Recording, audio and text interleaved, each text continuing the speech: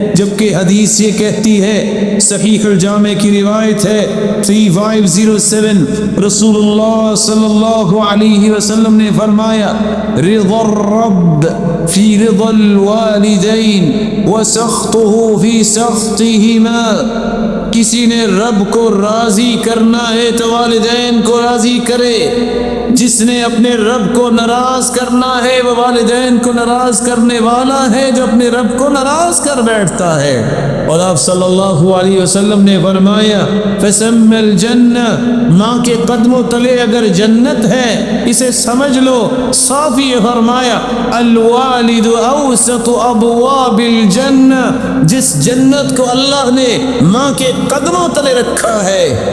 اس کا دروازہ درمیانہ جو ہے وہ والد ہے۔ چاہو تو اس دروازے کی حفاظت کر لو، چاہو تو اس کو ضائع کر لو۔ اور آپ بھی جانتے ہیں جب آؤٹ لیٹ بنتی ہے، کوئی فیکٹری، کوئی مؤسسہ، کوئی کمپنی بنتی ہے،